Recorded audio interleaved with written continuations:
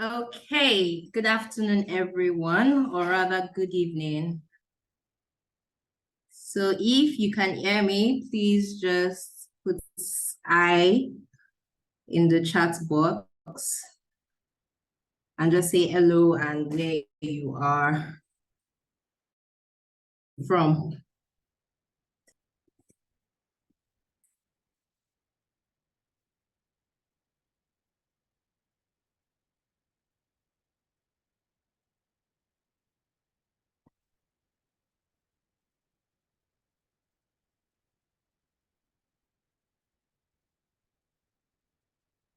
Good evening, everyone. So I see people joining.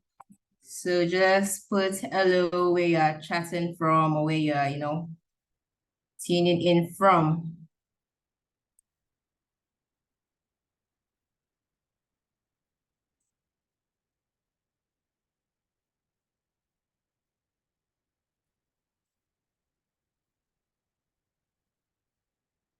Hi, God First from South Africa. Hi, Olumide. Hi, Afis. Hello, Timmy.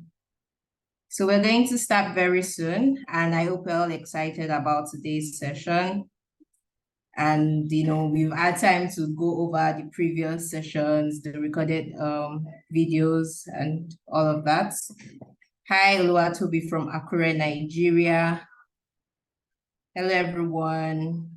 Caller Air from Toronto. Hi.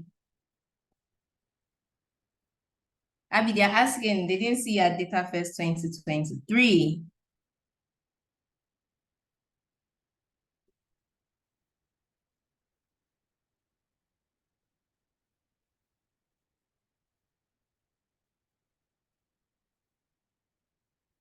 Okay, so we're just going to wait a couple more minutes, right? So by 5:05, we're going to start.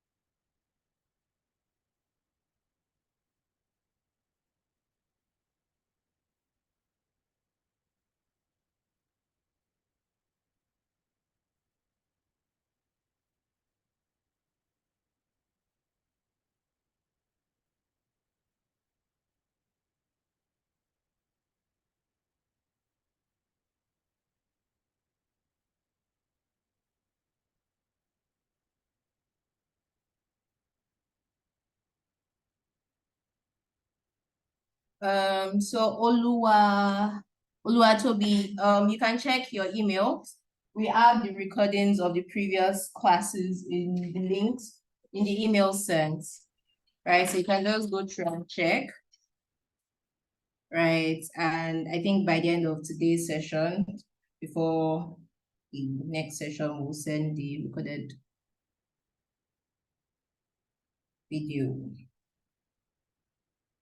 Okay, so it's 1 more minute. It's 5:04 here, and we're starting 5:05, right? We're going to be going over parameters and formatting, right? And we have some amazing facilitators with us.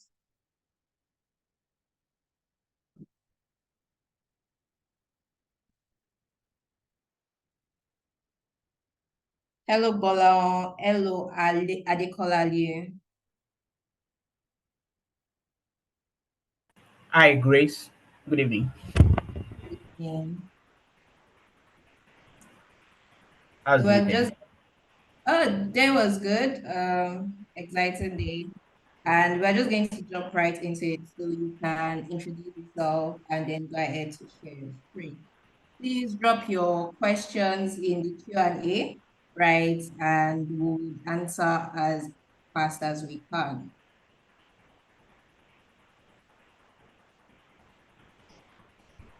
Okay. So, good evening, everybody.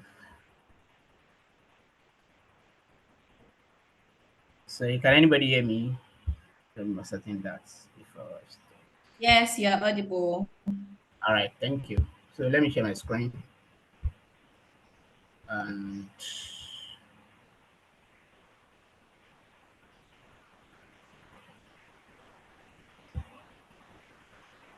can we all see my screen?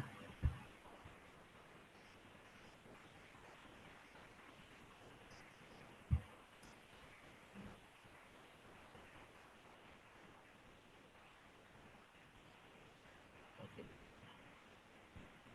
So, today we are to talk about parameter and how to use them in Tableau. So, what is parameter? Parameter are like variable for those of us that have programming background. They are just like placeholder in Tableau. So, but when you think of parameter when you want uh, to let your users have interactivity with your uh, sheet or your visualization or your dashboard. So, if you are thinking of okay, you want to give the end user the control, the power to make changes or to do whatever they want with your visualization or with your dashboard. That's where you think of parameter. They are like placeholder. So how do you create parameter in Tableau? You come to this triangle pointing down here, as I showed us yesterday when I was discussing calculated field. So when you click on this, as you can see, you see create calculated field and you see create parameter. So if you click on it, you can create parameter. Here is the name. You can name it whatever you want. But as I said yesterday, when you are naming parameter or calculated field in Tableau, you should try and make it descriptive such that whenever or whoever is looking at your workbook will be able to understand that okay, this is what this calculated field or this parameter is doing.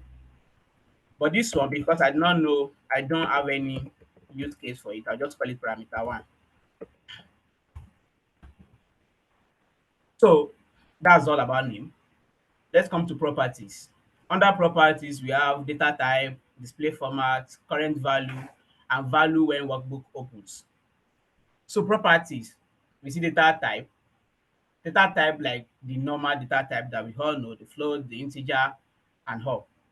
So here you have the control of picking any integer, any data type of your choice, maybe float, integer, string, boolean, date, or date time. For this example, I'll be picking integer. So, and you should notice something at the lowest part of it where you have the allowable values.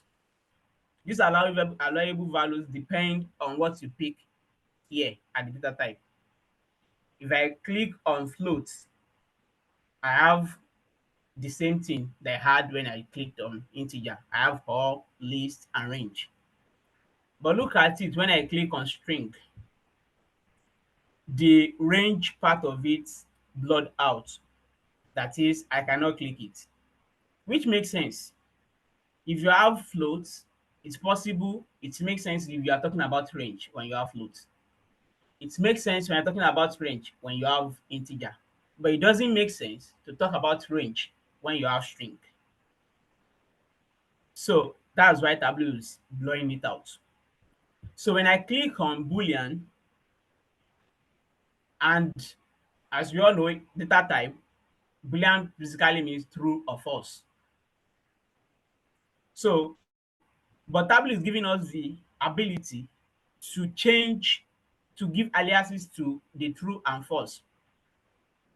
This aliases is what it will display to our end user. So instead of saying true, false, I can say profitable or not profitable in this case. So if I click on date, what I'm seeing here is also different. Yes, it makes sense. I can have list of dates and I can have date range, maybe from particular month to a particular month, or from particular year or particular date to a particular date. So this makes sense. Same thing as date time. So we have the ability to change to this data type. We determine what we have in our allowable values. But for this example, I'll be sticking with integer.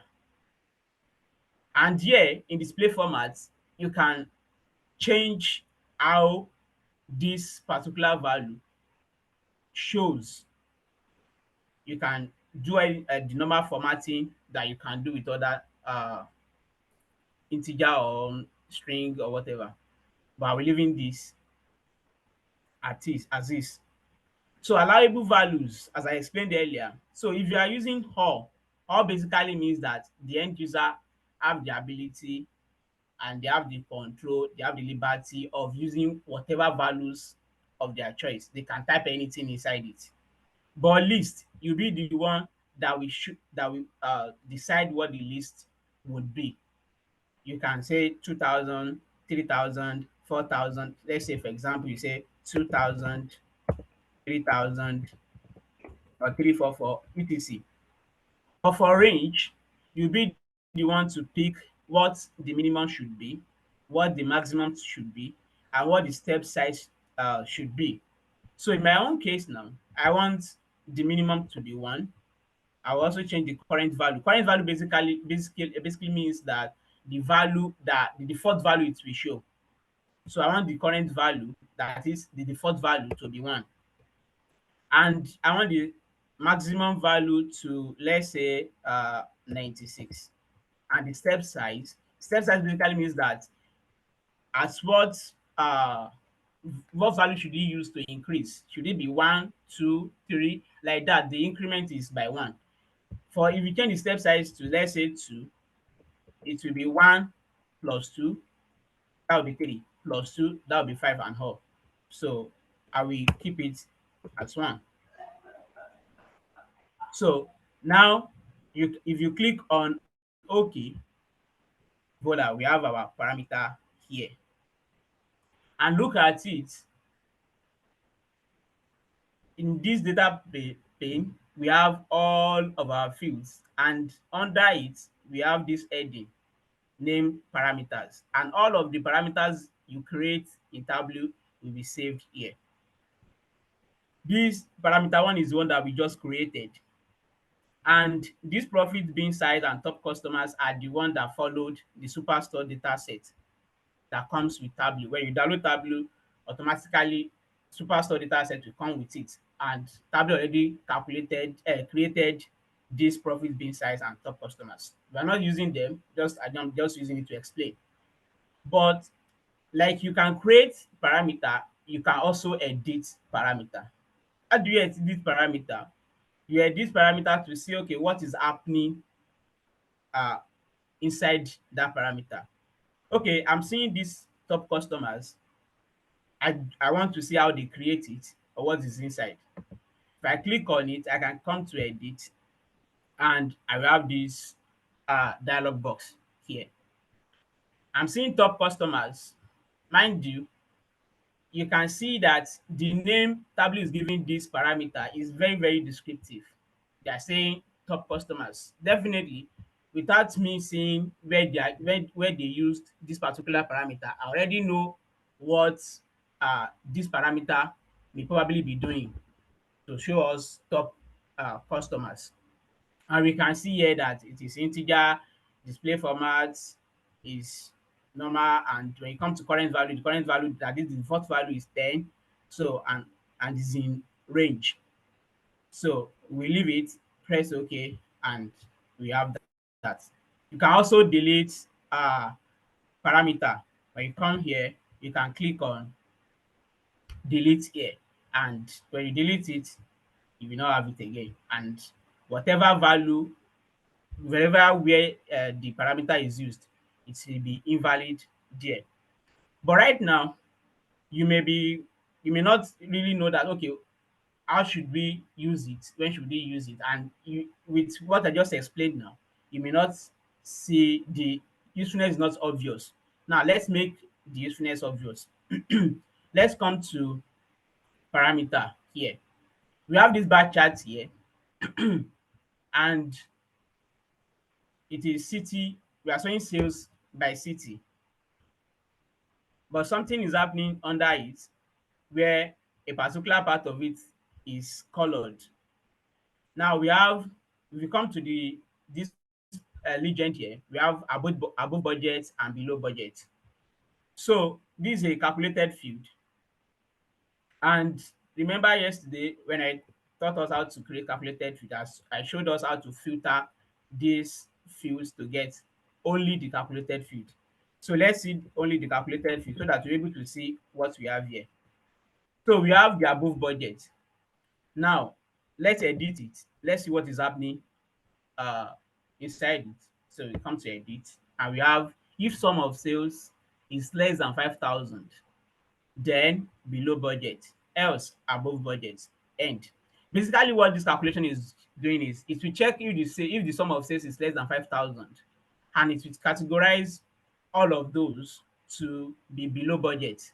And if the condition is not met, that is, if they are greater than 5,000, it will categorize them as above budget, and that is what is happening here. And that's why we have this colored. So what if we want a situation whereby we want our users to be the one to determine the threshold for the budget? Let's say they'll be the one to say, okay, this is the number I want. Yes, we are using 5,000. What if we want we want our user to be able to pick any value of their choice, or to pick a particular range of values? That's when we think of parameter. Parameter will help us to create a placeholder where the user will have the liberty of picking any values, and we can use that in our calculation. So now, right now, we now know what we want. Let's create a parameter and let's effect it in our calculated field.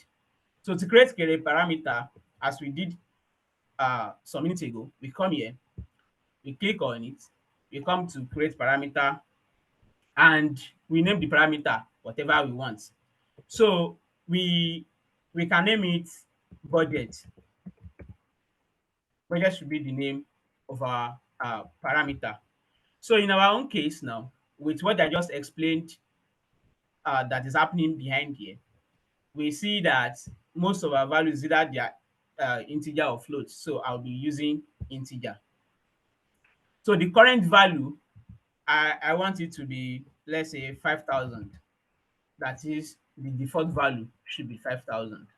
So now, I will now say, do I want my user to be able to type any number of their choice? Or do I want to list some numbers for them to pick from? Or do I want to give them a range? Do I want to give them range of numbers from which they can pick from? But let me start with all. I want them to have the liberty of typing whatever they want. And I want the default value to be 5,000. And I will click on OK. You can see that budget has been created, and you can see that it is under parameters. Now, I can click on this and show parameter here. How did I do that? I right click on this and click on show parameter, and we will have it here at the left side of our workspace. We have budget here. As you can see, we can type whatever we want here, but the default value is 5,000. I can change it to 10,000. I can change, but as you can see, nothing is happening. So by themselves, parameters cannot do anything. You have to use them. Is that you use them with calculated field, or use them with reference line, or with filters, or it depends on what you on your use case.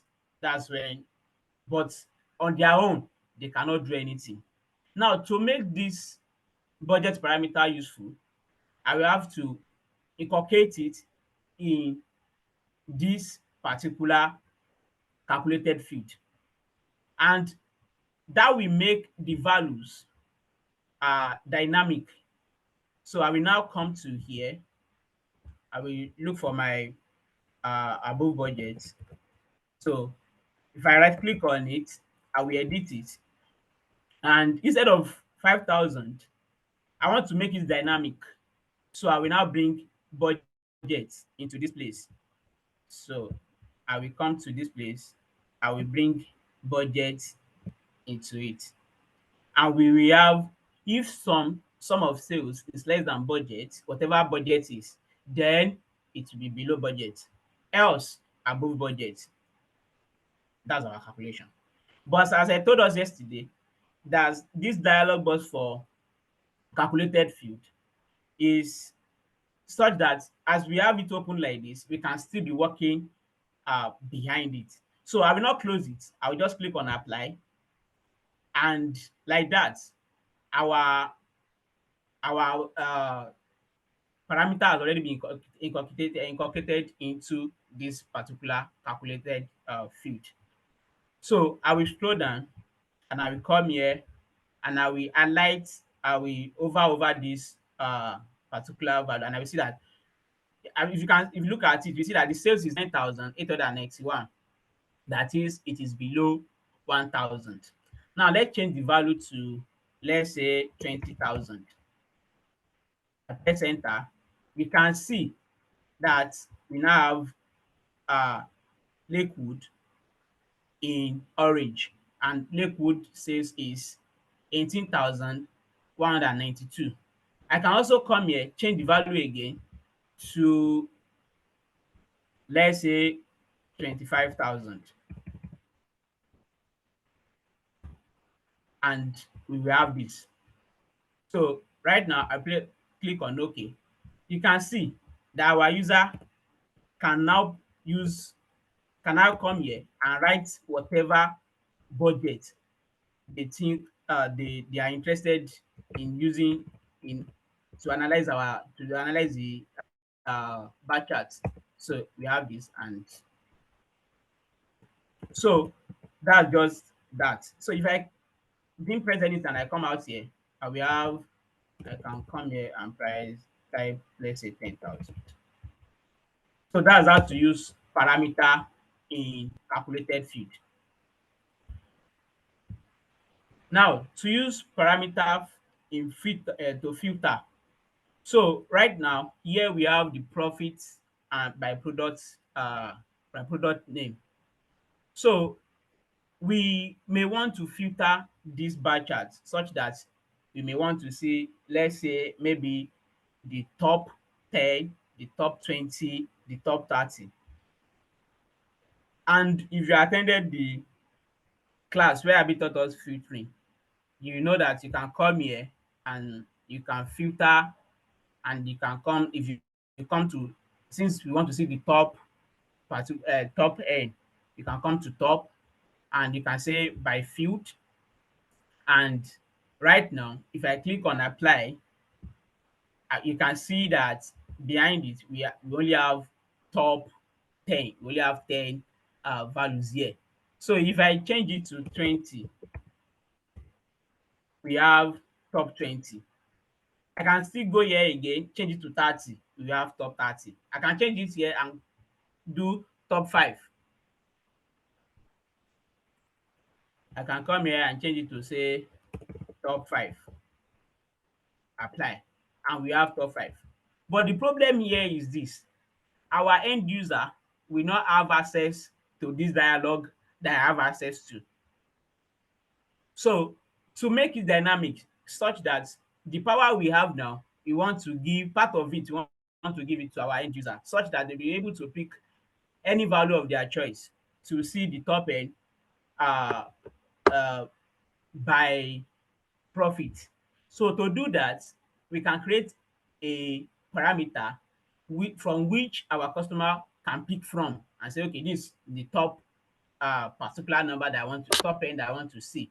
So to do that, I can, and another thing is that parameter is a global variable. For those of us that have programming background, global variable basically means that it is available everywhere. So if you create parameter, as you create it, it is available in this workbook.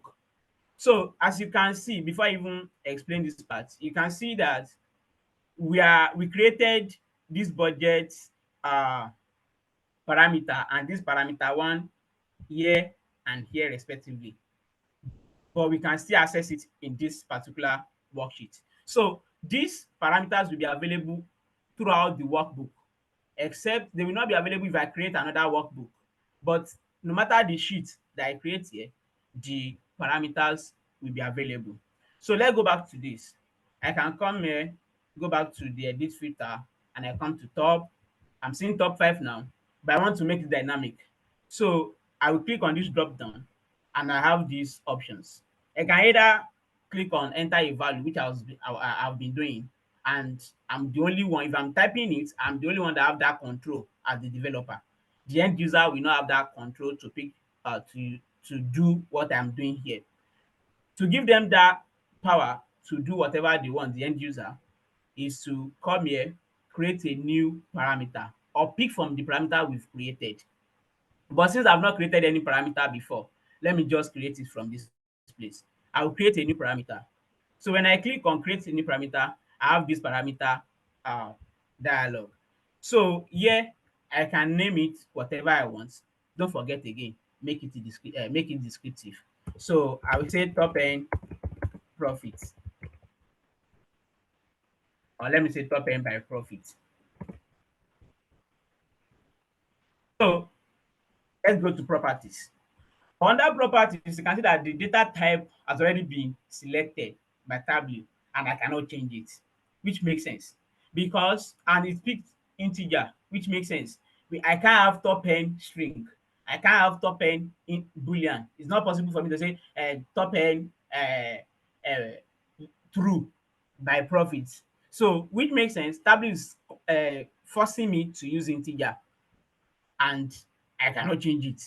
As you can see, if you click on it, it will not click. So the current value is 5 and I'm okay with that. I want to see the top 5. That will be the default value. Now, allowable values. Tableau is suggesting range, that it should be from a particular range to rate. But that doesn't mean that you have to go with it. You can use list and you can use all. Since I've already used all, let me use list this time around. So I can say I want to say okay 5, then 10, then 20. Let's stop there. And I can click on OK. So right now, I can just click on apply. So if I click on apply, I press OK, and automatically you will come here and you will see that the parameter has been created with the name we gave it, which is top end by profit. So I want my user to be able to change the parameter or to interact with it to change it to whatever value they are interested in. I can right click on it and show parameter. So here we have show parameter, and you can see that this is different from what we saw in the previous worksheet that we worked on. So let me go back to the previous worksheet for us to see. What we see here is that we have a number that we have to be the one to type whatever we want inside it. Or when we come here, let me show the parameter one. I didn't show it that time. Let me show it again.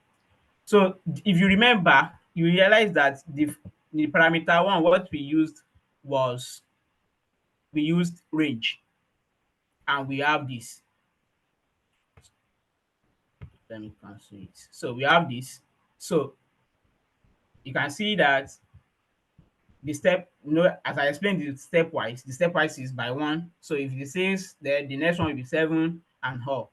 So for the parameter budgets, we click on all. Let me show us again. Edit, and we have all selected. So we can, in this case, we can write whatever we want inside it. But in this case, for the top end profit by profit, we used list. That is, we are forcing our end user to use a particular number. Let's we want 5, 10, 20, nothing more. It is not possible for the end user to see 25. They can't see top 30. They can only pick from this range, from these values. So right now we are seeing top 5. We can click on 10 and we see top 10.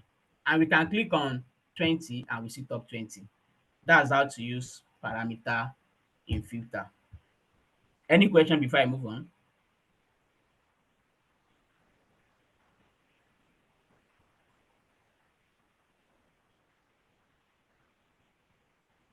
Okay.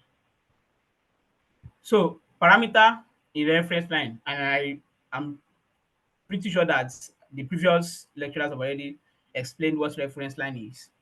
I don't have to explain that, but I will just show us how to uh, use parameter in reference line. So if you remember, you go to analytics and you go to reference line and you drag it. And in this case, I want to use table. And we have this box. So we have value. So basically what this is saying that, okay, the value is using presently is sum of sales, and it is using the average, as we can see here. So, but that's not what I want. I want to I want my end user to be able to pick or to use any value of their choice. So to do that, to make it dynamic, I will click on this. You can see that this is similar to what we saw in the filtering dialog. So here we are seeing the sum of sales, and we are seeing create a new parameter. We're seeing budget. All of the parameters we've created, they are already here. And we can create a new parameter. So should we create a new parameter? Let's just create a new parameter. I will click on create a new parameter, and we have this dialog again. Here I will call it sales ref or reference. And you can see that by default, the properties under properties, the data type has already been selected by Tableau, and I cannot change it. That's already selected float. And the current value is 1. Let me just leave it like that. I don't know, should we use all or list or range? Let's use range. Let's say we want the minimum to be what value is this presently? Let's say the minimum should be 11, the minimum should be 10,000. The minimum should be 10,000, and the maximum should be 260,000. And the step price should be 500. So I have this, and let me even make it 1,000. So 1,000. So if I click on this, we I don't want to do any formatting. I'll just leave like that. Press on OK. So now we can see that automatically the sales reference is showing. And if you go to data here, we can see that we have the sales reference created here. Now we can, right now it is 1,000.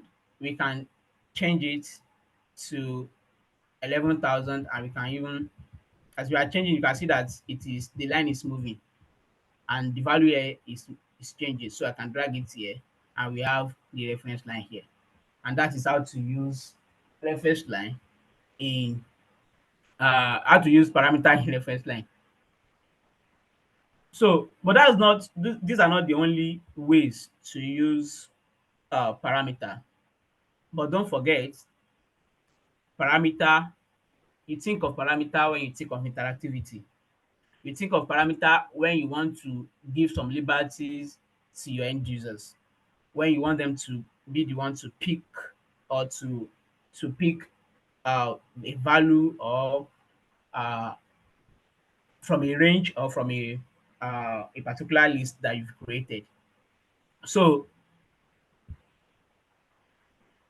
another way that you can use parameter is to change the dimension of your visualization. Let's say here we have the sum of sales by customer name. So sum of sales by customer name, what if you want sum of sales by products? What if you want sum of sales by state? And you want your end user to be the one to pick the dimension they are interested in seeing. To do that, we can use parameter. So to create that, we can come to this place again to create parameter. And when we come here, again, we have to input the name. So in this case, we will say, we call it select, uh, select parameter.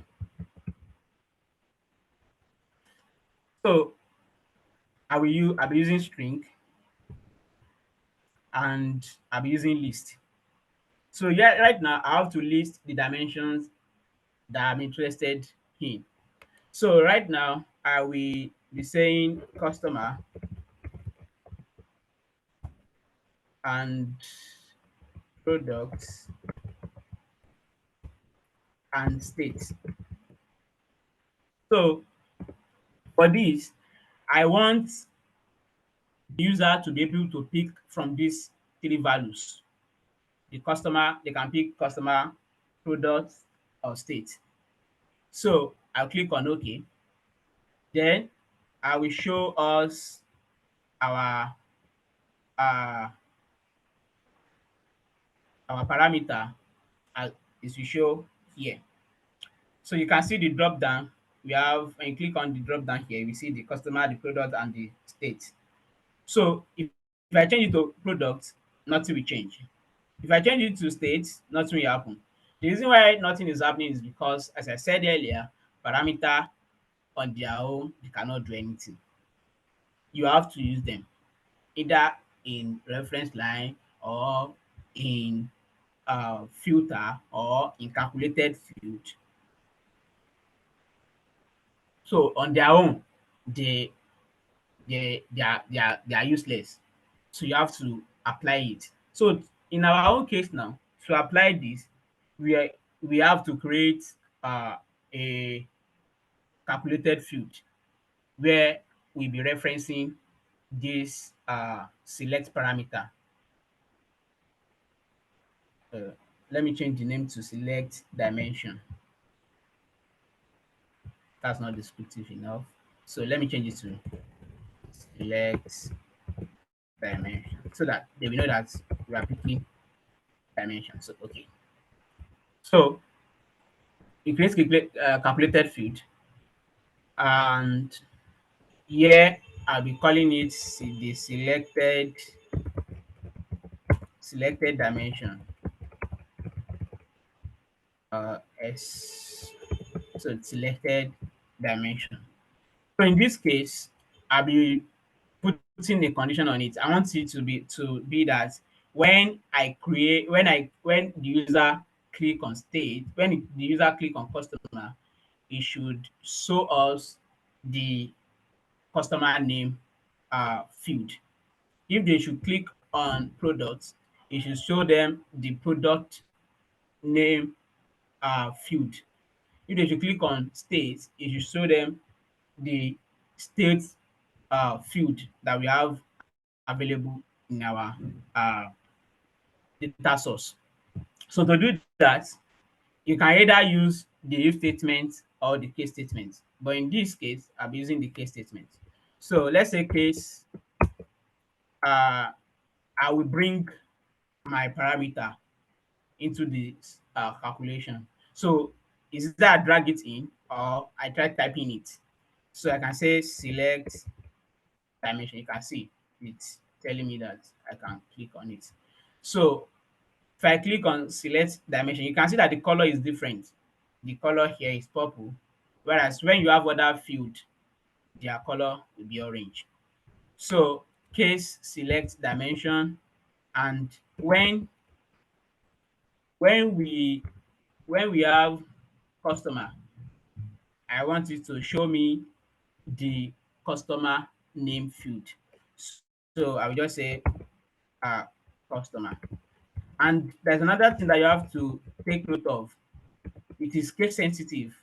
If you know this place, I wrote customer with capital letter C. If here I should write small letter C, it will not work. So take note of that. So when customer, then then I want it to do what? To give me the customer name dimension, customer name dimension that we have in our data source. You can see that it is orange. So when it is not customer, but it is product, what should happen? So when it is product, then we want to see the product name that we have in our data source. And when the third one, as we have here, we have customer product and the state. When it is state, you have to spell it the way you spelled it while you were building your uh, parameter. State, else it will not work. State, then the state that we have in our data set, state province. So, and we have to end a statement. So we have this. Basically, what this is doing is that it is saying, okay, uh, using our parameter, which the name with the name select dimension, if the value of this parameter is customer, then we should have customer name. If the value of the parameter is product, then it should show us the column product name.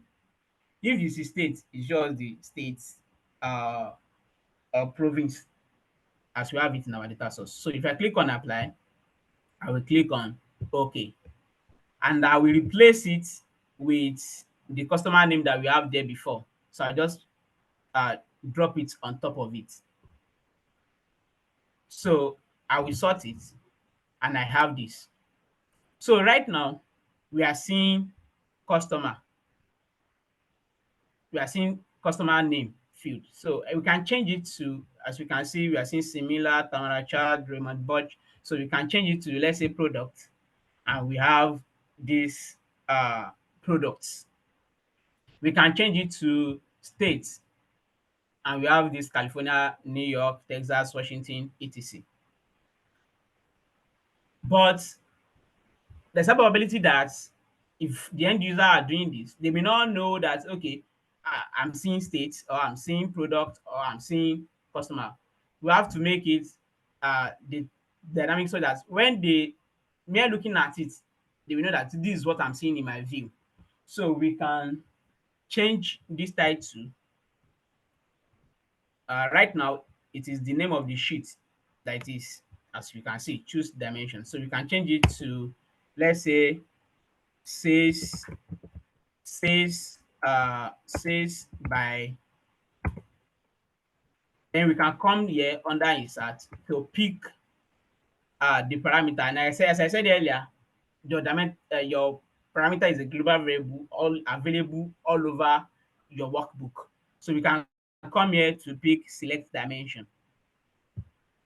So basically what you are doing here is that whatever the value of the select dimension that the customer the end user is picking, it will be sales by customer, sales by product, sales by state. So let me format this such that, let's say 22, and let me color this to deeper black, and I want it to bold. So I'll click on apply, and as you can see, we are seeing sales by customer. I just remove these field labels. So I'm seeing sales by customer. I can change this to sales by product and sales by state. You can see that that is very interesting. So as we can change dimension, we can also change measure. So to change measure, same method, and let me show us that. We create parameter again. We name it select measure this time, and this time I want to use spring. I want to use list as I did earlier. So yeah, I want to say I want to see sales and I want to see profits. Uh,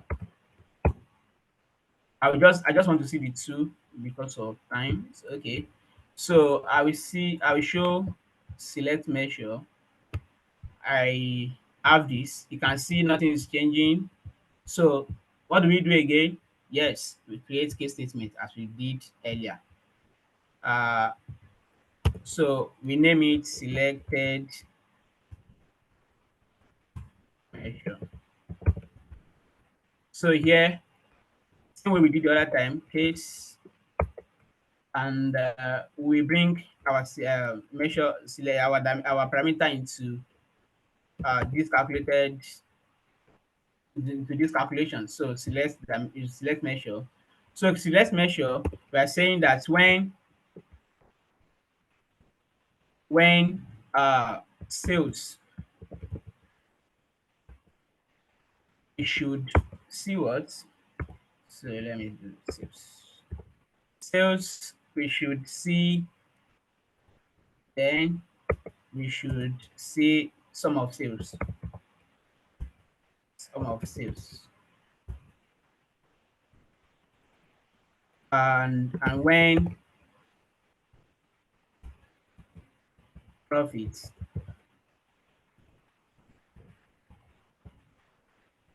profits, then we should see sum of profits. Sum of profits. And we end the case statement. So we click on apply and okay. Then to make it show, we have to click on this one and drag it to our view and drop it on top of the sales. And you can see that automatically I'm seeing profits. So let me go and click sales, but nothing is happening. Why? Yes, I intentionally made a mistake earlier while I was creating this calculated field. Let's go to the calculated field, selected measure. So if I click on it and edit it, you can see that here, instead of sales, I wrote sales with double S. So you can see that it is not working. The reason why it's not working is because this is not the same thing that I called it in my parameter. So it has to be the same thing. So I will remove the S now and I will click on apply. Boom, and we have that.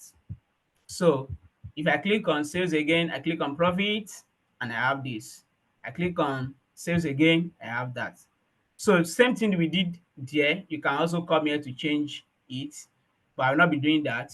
So you can try that yourself to change the title. So, but here we can also do sheet swapping to you can use this to show the end user that okay, this is the chart that they can pick from a list of chart, that is the chart I want to see, maybe a bar chart or a line. So here I have a bar chart, I have a line chart, and I have a map.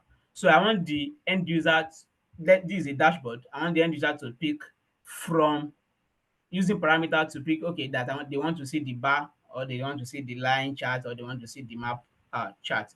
To do that, I will come to this bar chart. I'll create parameter, and I will name it choose chart.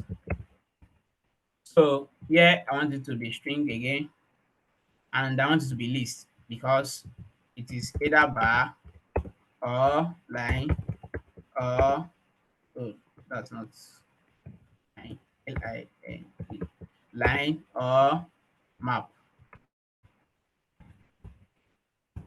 So I click on OK. Then I will right click it. I will show parameter. So as we have it here, you can see that when I click it, as usual, nothing will change.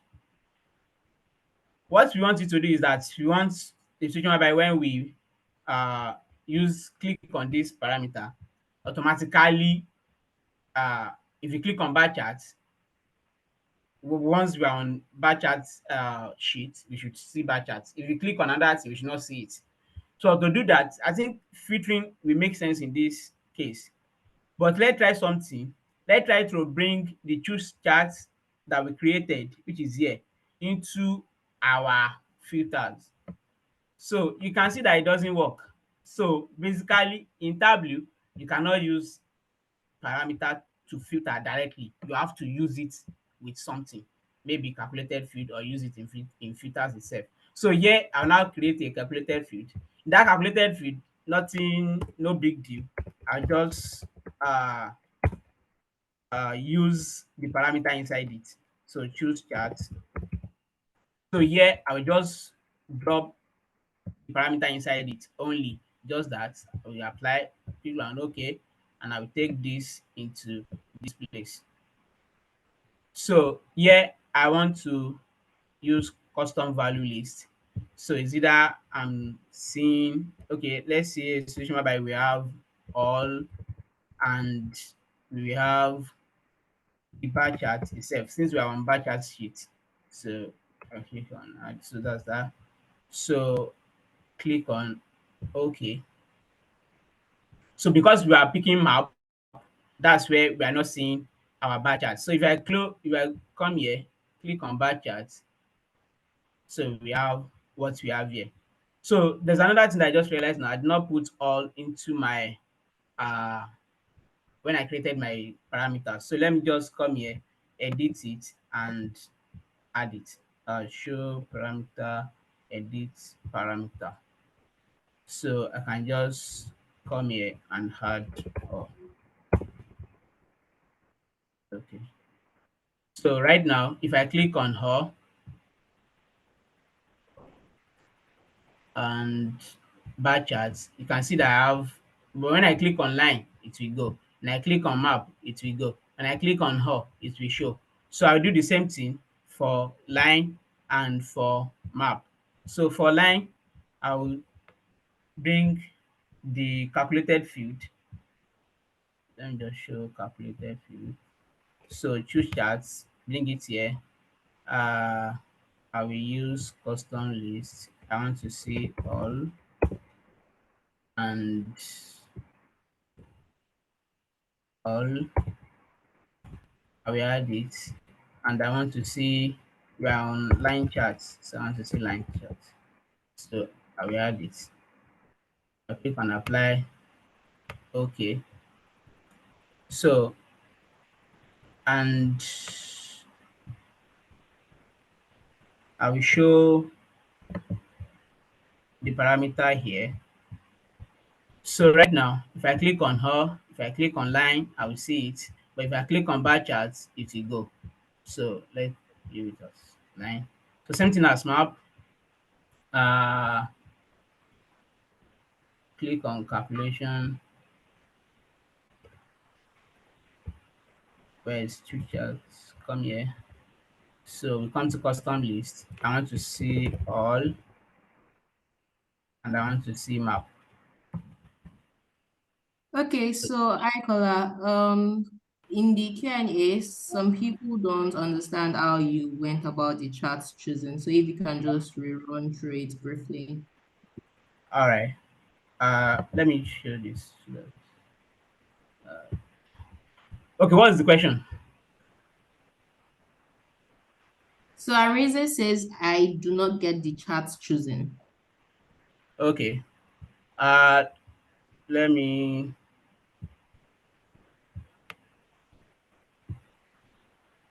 show here. Let's show back. So basically, what is happening is that we want a situation whereby we'll be able to create to pick the charts of our choice out of the three charts that we have: the bar, the line, and the map. So to do that, we create our parameter using string, and we use list since we only have three. But we want a situation whereby there are times that we click on all and everything will show. So that's the reason why we have all here. So which makes it four values as we have here. So that's all about creating the parameter. Now, parameter on its own will not achieve what we want. To make it achieve what we want, we have to create a calculated field. So which is what we create here. So basically what we are doing is that we dropped the parameter inside this. That's the only thing we did. So, and because we want to filter each of these sheets by this parameter, but we can't directly filter by parameter in Tableau. That is, and but we can filter with a calculated field. So we just take advantage of putting parameter inside calculated field to achieve our aim. So that was the reason why I dropped this here, and that was the reason why I did some uh custom filtering there. So moving on, we can have a dashboard as we have here. So simple thing, you can just come here, drag a vertical container. It has to be, yeah, everything, all of the chart has to be in container. So else it will not work. So I will take the bar and the line. It has to be like this, and I will drag it has to be inside this container. Let me just put it here. So you can, as you can see, let me just remove, let me add the title. So as the end user is clicking on these charts, we are seeing the charts here, map, and I can see all. So I will see the three at the same time. So that's about that. So any question with it, so and you can format it, but Gbalan will take us on formatting. So Okay, I think before Bolan comes in, right, we have a couple more questions. Some are quite okay, clear, and some were asked when you said it in or two. okay, So Zealot is asking, if you put the select dimension parameter in filter, will it work when you change to either customer, product, or state? Was that clear? I don't get. No, it is not. Okay, so Ziliat asks, if you put the select dimension parameter in Okay, filter, will it work when you change to either customer, product, or state? Right. okay. So yeah, you are saying that if you should put this select dimension inside In filter. filter, yes, it has to be, we are showing, except if you are not putting the, because here right now what we are seeing is state. So it will filter by state. Do you understand? It will filter by state, by the value you select. So you can say, okay, let's say we don't want to see Alabama, you don't want to see Alberta, you don't want to see Arizona, all this. So you can all select all this and the filtering will work. Okay. But So do you get? Yes, Saidat also has a question. Please, what does parameter by CF means? I Oh, don't know if and that's very calculated clear. fit. Calculated fit. Let me just think. It's calculated fit. Okay, Just so me using Saidat, acronym. we do not have time to go over the sheet swapping because Bella is about to come in, but you would get the recorded session and then you can go over. And if you have any questions, you can always drop in the community or tag Adekola on Twitter or whatnot. Okay, great. Uh, can you guys hear me? I think Ali has some questions. Grace, if you want to read it out for him, I don't know. Okay, so I think we've gone through the Q&A, Okay, the okay, okay. questions and questions and answers. I don't see anything in the chat box. So we've answered what does parameter by CF means, which means parameter by calculated field, right? We've gone over chart choosing, and for the sheet swapping, Saidat can go over it in the recorded version of this webinar. Okay, so Bala, good evening. Hi, good evening. Can everyone hear me clearly? Yes, we can. All right, great. Hi, everyone. Nice to meet everyone after like the data first session. Today we would basically be talking about formatting in Tableau at the worksheets level. Ali, if you could stop sharing your screen so I could share, that'd be great. Thank you. Yeah, so today we'll be talking about like formatting at the worksheets level and just some caveats, right? First, we can format not just at the worksheets level, basically. We can format at the dashboard level. And the question is, why are we not treating that part today? That's basically because there is a lot of formatting that is done at the worksheets level before it passes across to the dashboard level. Now, the dashboard level formatting would revolve around you like bringing these different worksheets together to make a cohesive sense. But what happens at the worksheet level refers to what happens at the individual charts that you get to build. And then these different charts that you get to build, like are put together, like make the cohesive sense at the end, on the dashboard. So I'll basically be walking through some of the most basic things you should know coming into this topic, having hearing like, either you're hearing it for the first time or not. And some very important things that you should note, some very important things that should also like put out. So we'll be taking it in two ways. I'll be sharing my screen like for the slides and then we're trying to like practice some of these things so that it's fun and hopefully we can have fun together. So share my screen now.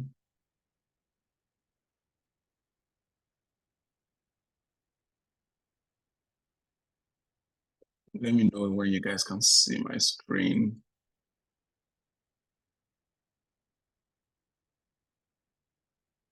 We can see your screen. Okay, thank you. Great. All right, so welcome to the bootcamp. We're in our final virtual week, and yeah, so we're talking about formatting in Tableau at the worksheet level. I'm Bam at the bio, and yeah, that's it basically. So yeah. So first thing is, what's the strategy to your formatting? So there are basically three major strategies to the formatting that you could explore. So are you trying to format text? Are you trying to format at the mark level? Or you're trying to format something else?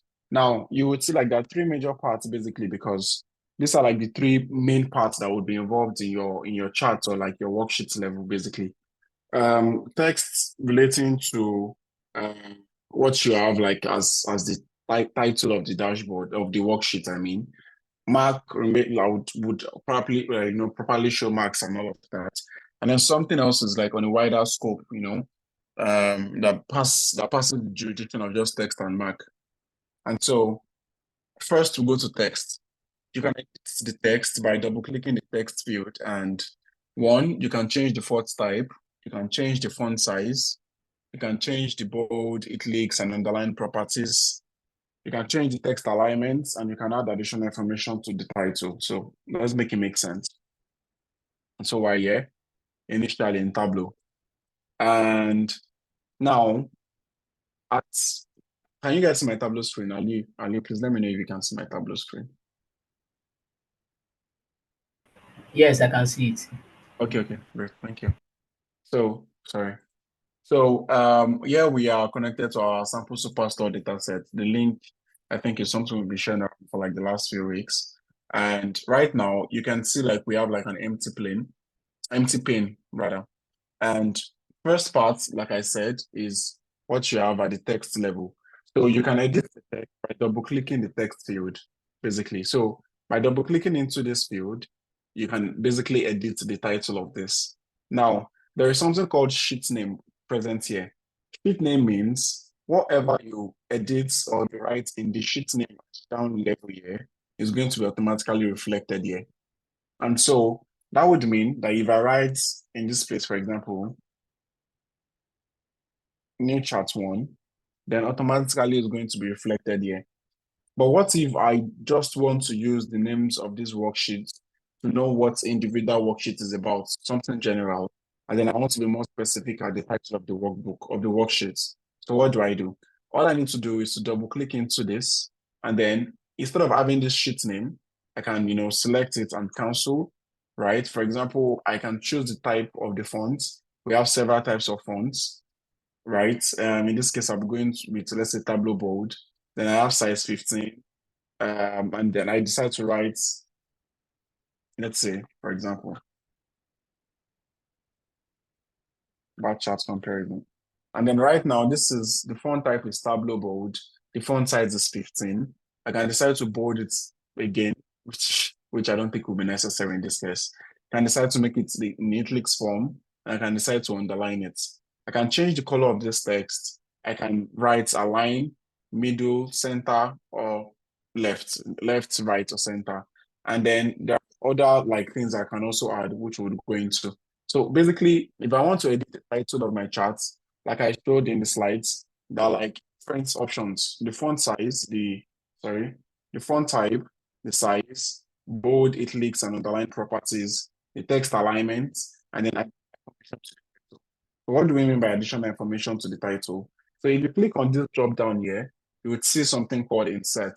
And so if you click on this insert, there are few information that we can add into the worksheets. Now, the first one is the data source name. That is, when you connect to the data itself, there is a name that is automatically given to the data source by Tableau, which can also be customized by yourself. But like by clicking on this data source name, I can see it. So let's do something in which I will just insert almost everything as much as possible.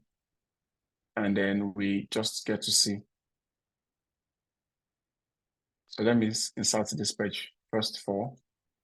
And then for now, you can see like data source name says unknown because it is we're connected directly to like this data source that is automatically suggested like by Tableau, like the sample superstore. If you are using a desktop or public, it's going to be like something you can connect to directly. And then next thing is the data update time, because this is not like a data that's connected to a live source or something. So we just have it like written here. And then next thing is the sheet name, which in this case is the new chart 1 that we have down here, right? And then the next thing is the workbook name. Workbook means the name of the entire workbook itself. If you look at the top here, it's called Tableau Bootcamp Worksheets Level. And so that's what we have here. And so if I decide to clear all this, and I decide to like insert more information, so I want to see like page count, the page name, the page number, default caption, default title, then full name, and then username. And then if I click on OK right here, you would notice that we have this like options available to us. So we have first page count, which is 11. I think it means 1, 2, 3, 4. Is this 11? I'm not sure. I don't think this is up to 11 yet. We have the page count. We have the page name, which already showed as the worksheet name, which is new chart 1. The page number, I don't think we have anything for that yet. I think pages at the top here, this is what it refers to, basically. This is another part of things that we're not touching right now. So sorry, that's why we don't have information for it, basically. The page number, the default caption, we don't have any caption right now, so you might not be seeing that. Then you have the default title, then you have the full name, right, which is my own name. Like, this is the person that is looking at this dashboard right now, which is my own name, and then the username, which is my name too, like Molawa Adebayo. So that's it. Now you might be wondering what information can this, like, what importance does this like added information here had like to it? So there are like some few caveats in which when you're publishing a dashboard, you could, for example, insert the username function that you see there. And if someone logs into the dashboard, it will say welcome, and then to write the person's name. So anytime someone logs into the dashboard, it's going to write the person's name automatically. It's usually like a nice feature to have in your dashboards. It's usually really nice. So that's what we have at the formatting at the text level, basically. I think that's pretty clear because it's basically just you working with the font type, the font size, the alignment, right, left, or middle, or center, and then you can insert several other information as regards to what you are looking at. And then the next is the max card. So what happens in the max card? So the max card basically refers to like this particular card that you see here, titled max, in which those information are related basically to whatever chart that you have in the view. So right now we have this bar chart that shows the subcategories and their different sales, comparing all of them together. And so where do we go if you want to actually format this particular chart that we're seeing now? And then that is what the max card is useful for. So what are the things we can do at the max card level, like the max card? One, we can change the color, like in terms of the borders and the opacity. We'll show that. We can change the size. We can change the label, the text, font, alignment, the tooltip. We can change the color or shape beside the field to show what is being applied to. And then we have like the ellipses that allows us to deal with more fields formatting. So let's show that basically. Now, whenever you have a Viz and it's being obvious, like in your worksheet, the way for you to be able to format that Viz, basically, that like the easiest way, like the most accessible way right away is through the max card. And then you would notice something. But once you click on this drop down in the max card, right now it is showing automatic, and then it's showing, the symbol of a bar chart, which means it's showing this as a bar chart. If you want to change this particular chart to other different types of different things, by clicking on any of this drop down, you can change that. But right now, Tableau is saying automatic like bar chart should be the best option, which agreed it is as for what we want to see. And so if you're interested in switching this bar chart right now to what we decide to see, then we have like how many properties here? 1, 2, 3, 4, 5. We have the color property, we have the size property, the label property, the detail, and the tooltip. So let's try to play with all this like one after the other. So the first is the color property. So when I click on the color property, what happens? It brings out a list of colors in which I can choose from to change the bar chart that I have in my view too. Now, remember, once we have a chart in the view, the best way for you to format everything that relates to that chart is from the max card. And then, for example, if I choose to, let's say, see these colors in a different way, and I choose this color, then you observe that automatically it's, affects every bar in this view with a different color. And then if I'm interested, I have more colors in my mind, I want to like input an X code, then I can come here to input my X code, right? Or I can come here to use the color picker. Now, the second thing that you see here is what we call the opacity. And the opacity,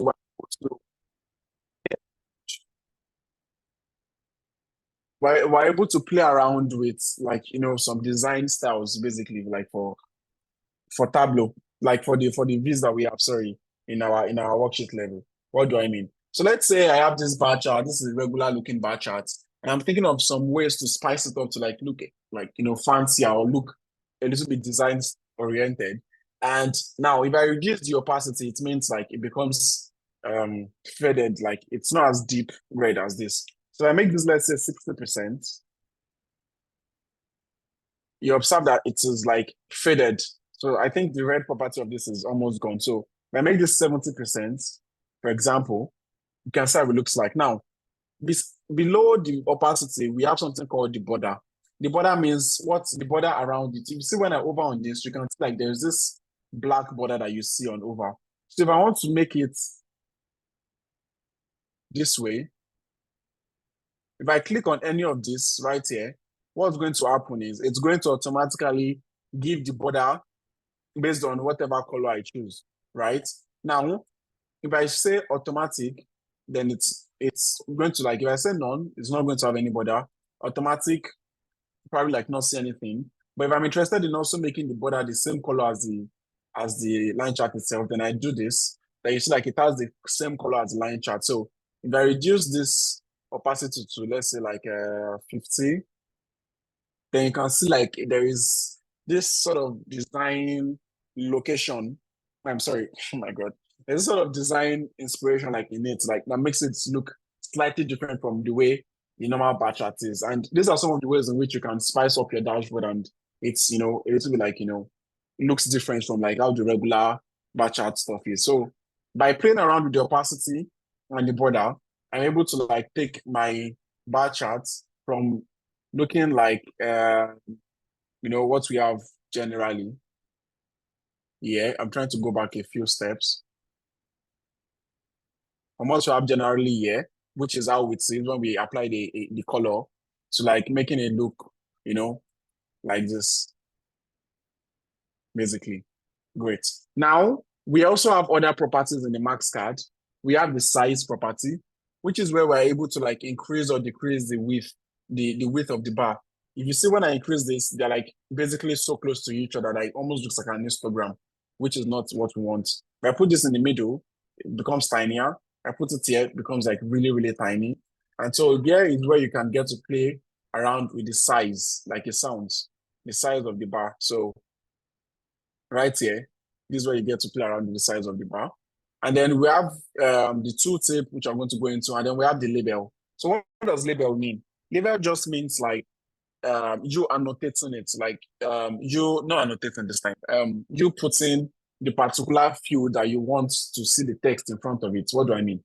So for example, we have sum of sales, and then we want to do away with this axis, and still, let's say we are going to click show header so that we can do away with the axis, but we want to be able to know how much sales is being made for each of them.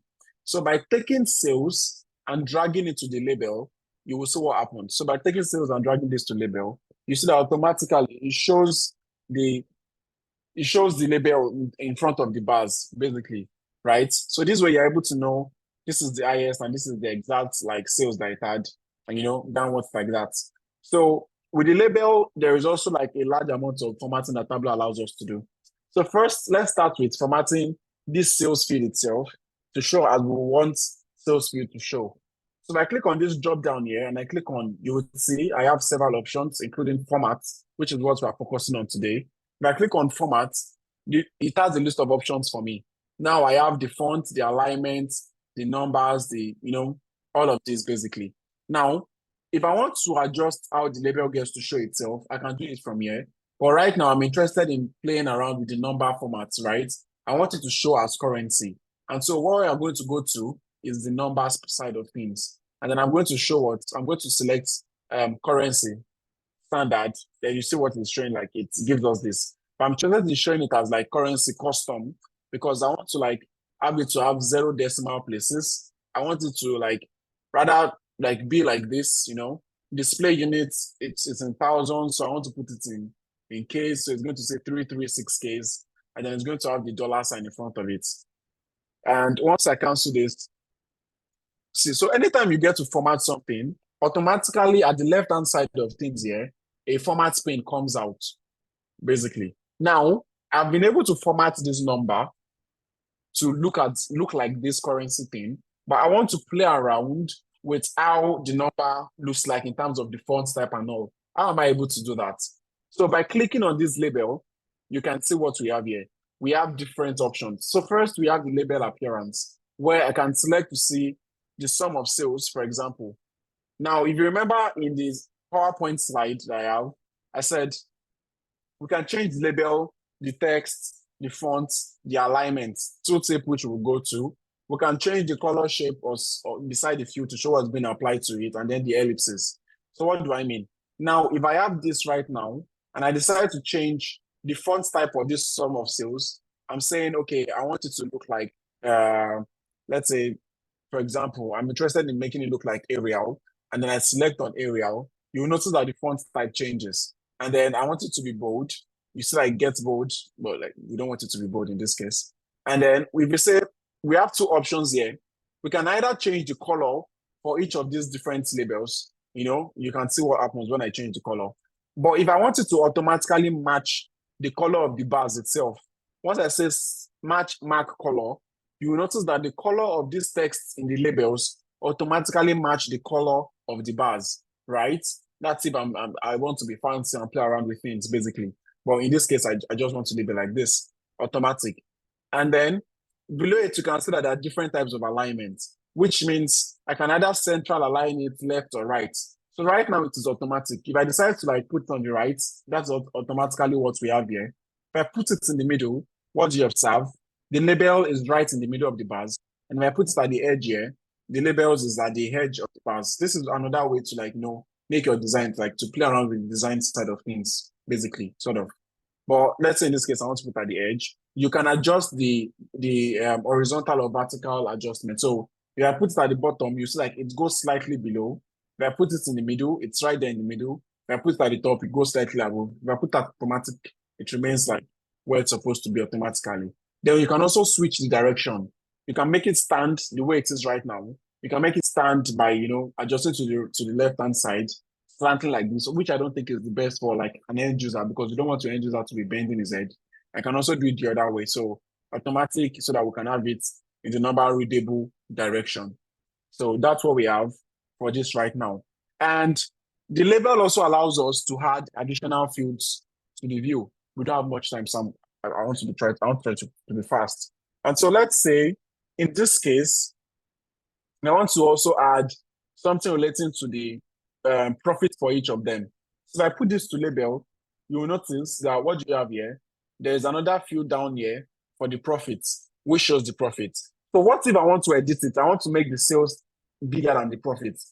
If I go into the label, then that's where the ellipses button that I said here shows. The ellipses allows you to deal with more fields formatting. So the moment you bring it another extra field, by clicking on the label and clicking on the ellipses, I'm able to like sort of format things to be the way I want it to be. Now, for the sum of sales that I have here, I want to, you notice that sum of sales at the bottom and the sum of profits at the top. So I want to push some of profit up and some of sales at the top. You see that it's at this place. So I'm going to select everything and align it. I want to make some of sales slightly bigger. So I'm going to make this like 11 bold. Sorry, select on it, make it 11, make it bold. And then we want to make this sum of profit like smaller. So I'm making italics. I'm trying to reduce the color instead of being so deep to be like something like this. And then I'm going to reduce the size to 8. And then I'm going to have this one in brackets as profit. And then once I click on OK, what do you observe? Right here, it's automatically adjusted to the rest. I have the sales in big, bold, and I have the profits underlined like this. So a very good use case for this, in which you can do something like this, is if you, let's say, for example, decide to bring in, you have some of sales here, and you remember yesterday we did what we call table calculation. So if I click on this drop down and I say quick table calculation, I want to see how much percentage is shares occupying in terms of the total sales compared to the rest. So if I click on this drop down, quick table calculation, and I go to percent of total, you will notice that the formatting has changed because like it's showing at 0K, which shouldn't be. So we have to change the formatting instead of currency to be percentage. So instead of currency now, it will have to be percentage. And then let's say I make it like 1%. But what is at this big part here? I want it to actually be the real sales. So I will now drag in the real sales again to be at the top of this percentage formatting. And so you see like things look a little bit scattered right here. So to be able to adjust that, I'll go into the label side, go into the ellipses. Now you can see that this is actually the one that is big, which we don't want. We want to delete this one from being big. We want the sum of sales instead to be the big guy here. And so I will just like right align it, make the sum of sales, let's say 12, bolding, big, apply, and then, okay. Now you can see that we have information to show what each subcategory has in sales and the percentage that belongs to each of the subcategory. If you have any question, Grace, please, can you help me check if there's any question so I can quickly answer them for like a minute or two? Okay, so you're fine. The Q&A, we do not have a lot of questions. We do not have any questions, and the webinar chat, we do not have any questions. So yeah, Okay, clear. great. Yeah, great, fantastic. Now, we have talked about like the color, size, label. So what does the tooltip do and why is the tooltip important? Now, there is so much information that we can, there is so much information that we can put in the tooltip. The tooltip basically means like when you hover on the bar, what extra information do you get to be given? Now, if you look at this bar chart that we have here, this is something that I just like, that we played around with. It's very similar to what we did. Now, in this case, we put category into color. Let me show you what I mean. So let's say in this case, we have like for different sales, you have a simple, we have like the different, like the color for all the bars, and then we want to break it down by category. So by selecting on category under product here and putting it into color, it gives it three different colors, which you can play around with. So if I want to change these three different colors, if I click on this color, edit colors, I can automatically like, select from this different list of types of color palettes that we have in Tableau that are automatically given and switch what should represent furniture, office supplies, and technology. Now, in this case, let's say it's already selected and you can see like every one of them has this red border around them. So I don't want it to be like that. I want it to be automatic. So you like all the borders have disappeared. So like slightly border around each of them. And so you can see for all the different ones. So furniture, office supplies, and technology, each of them like broken down into different things. Now, I want to show you something. Now, if you over on this, if you look at the tooltip, what you are seeing here, you are seeing category furniture, subcategory was percentage of total sales along table down 8.9%, sales 208,000. Now, there's something called formatting hierarchy and text hierarchy. And if properly used, we can properly dispense the kind of information we want the user to be looking at this, instead of having everything written like this in this form. If you compare what we have here to how this looks like, it's basically almost the same. And if you compare it to what we have here, you see that it looks different. Now you can see the title, like fonts is the subcategory, tile sales is 169933. The number is big enough to call your attention to it. It belongs to the category of technology and the segment is consumer. But how did we move from having it like this to having it like this? We can perform the magic ourselves, basically. And so by going into the tooltip, we can do what we call laying or arranging things the way we would want the user to be attracted to them. So for example, since we are breaking these things down by subcategories, that means we want the user to pay attention to the category because the user automatically can see the different subcategories from this view. But it might be hard for him to like visually, look at furniture, color, and all of that. So we might want to make category the big guy here. And so what we can do is select on category, for example, in this case, this field that you're seeing here, right here, means category. So if I increase the size of this category to, let's say, 14, and I make it bolder, I remove this text in front of it. I make it bolder. I make it like the big guy in the gun, the big guy here. I make it, let's say, Tableau bold, for example. Okay. And then we have subcategory. I just put like, let's say, space between them or not, based on your choice. And then I also want the user to also focus on the total sales that is being made. So I make this total sales also like big, probably not as big as that one, right? But also bold.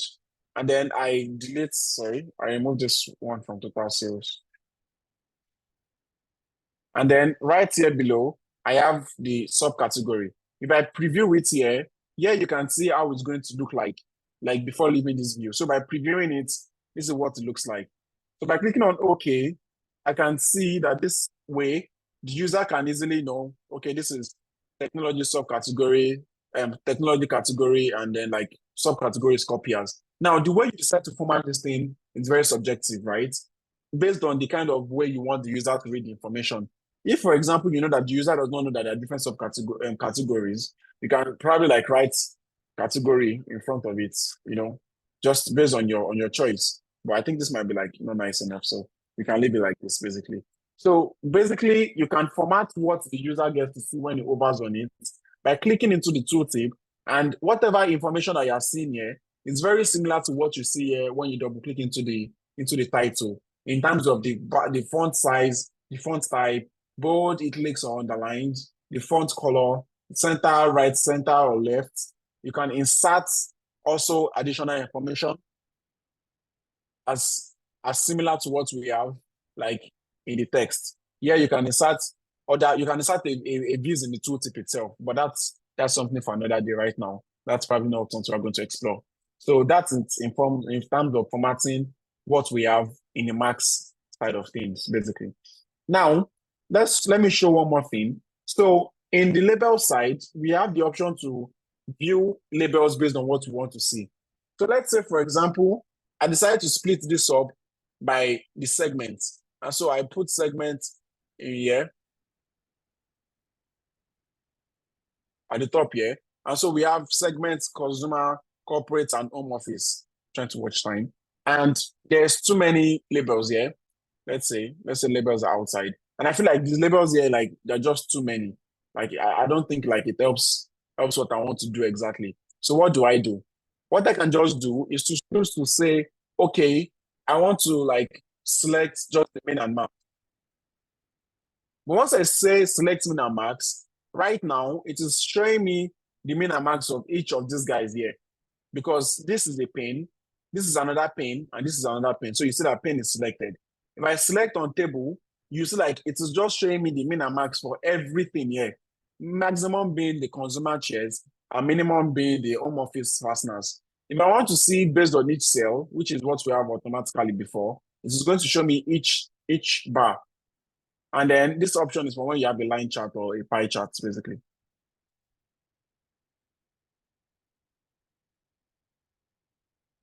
So depending on the marks, you have several number of properties. So if we are doing a bar chart, you can see that we have how many number of properties here? 1, 2, 3, 4, 5. What happens if you are doing a line chart? It becomes 6. We have color, size, label, detail tooltip, and paths. Path just generally describes like how this line chart is being shown. So you can show it like this, you can show it like in this way, and like in this way. Each of these have their own different specific use cases. So, but most times you find like this is mostly the general use case, but each of them has their own different specific use case. So for example, you know, let me say I want to change this to an area chart. I click on this drop down, change this to an area chart here. I'm interested in changing the color, like, you know, to what we had here, and then opacity 60%, and I put the border line to be like this. So let's say I reduce the opacity to like 30%, and then you can see the area charts and see like the way the formatting looks different. So by switching these little things, we can play around with the formatting and make it like, you know, add some like design aspects to it and whatnot. And then if you also have like a pie chart, instead of a part, yeah, no, the part has left here since it's an area chart now. So you have a part here for area chart, for line chart, for area chart, you don't have it. If you have a pie chart in this case, you get to have like the angle property. So the max card is usually like the number of items within the max card is mostly determined by the kind of charts that you are showing. So what if what you're trying to format is not related to the title or to the max card and it's something else? So if we are not formatting the title or max, then we need to use the format menu. The format menu is found at the top row of the worksheet or dashboard level, and it is broken into two parts. You're able to format the workbook or the worksheet. Now, if we go, so let's say we have this text table here, and what we want to format is not in the marks card or it's not in the text, what do we do? Now, at the top part here, if you are using a Mac, it's going to be like this. If you are using a Windows too, it's going to be like at the top part. You would see the format menu. I mix the file, data, worksheet, dashboard, story, and blah, blah. You see format. If you click on this format, what do you see? The first option that you see here is to format the workbook as a whole. Then the second option that you see here is to format the information present in the worksheet. Now the question is, what is the workbook and what is the worksheet? So take the hierarchy of Tableau this way. A workbook is what, okay, let me start from the lowest to the biggest. A worksheet is what contains the charts. Now, what do I mean? What you have here in this environment right now, we're in a worksheet. If you see, when I hover on this, it says new worksheet, right? So this is a worksheet. And then the combination of several worksheets is called a dashboard. So if you see this right here, you have new dashboard. So if I click on this, I can see all the different worksheets that I have here. And then I can basically bring in these different worksheets together. I'm not trying to do that actively right now. So like make a dashboard. You can see like I have different worksheets that can be together on one place, properly arranged to make a dashboard. So that means a worksheet to a dashboard. Now, if I want to bring different dashboards together to make a cohesive story, if I want to in this case, then I use a story. You can see what is called new story. Now, in this story, you can bring in different worksheets. At the same time, you can also bring in different dashboards. So let's say I have two dashboards here, and I want to bring them together to make a story. So I have this first dashboard here, and then I can also bring in another dashboard. So by duplicating or putting like, I can put another like dashboard into this view, and then that makes it like two dashboards like for this story. So what do I mean basically? So it's like we have the worksheet to the dashboard to the story. Now, what contains all this information together? It's called a workbook. So what do I mean? So what you see right here, when you open this is called the workbook. So when you open this is where you get to see the dashboard, the story, the worksheet. So what do I mean? So that means we have from the worksheet to the dashboard, from the dashboard to the story, in this case, if you have a story that contains several dashboards or not. If you don't have one, it's from the worksheet to the workbook. Well, that's now.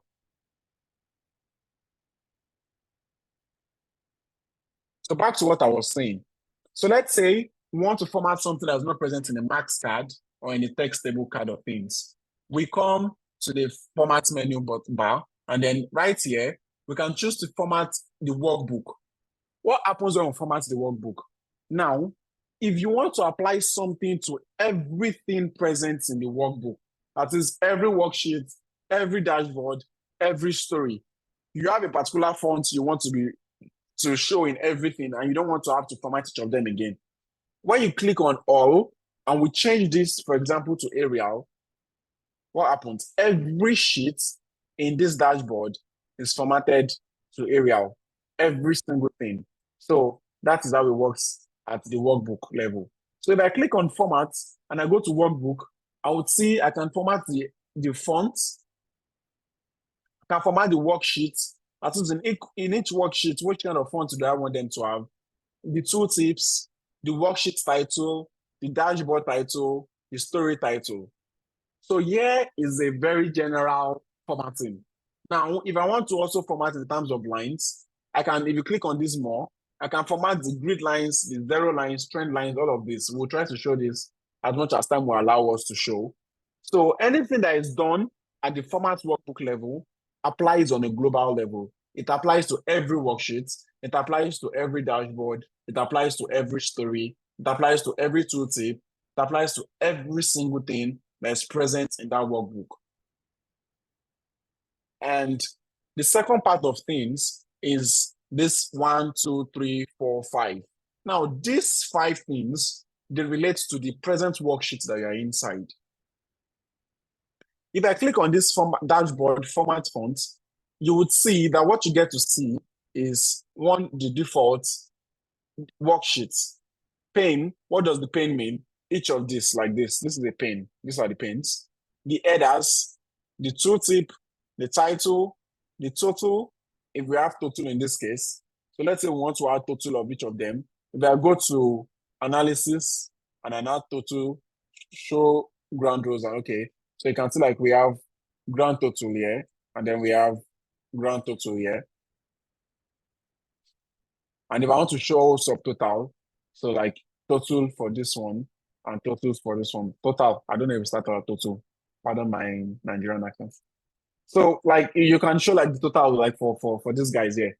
So whatever you do, whenever you click on this format and you're in this different option there, they apply only on the worksheets level. That is the present worksheet that you're inside. And so what happens if I change this to big Carlson, for example?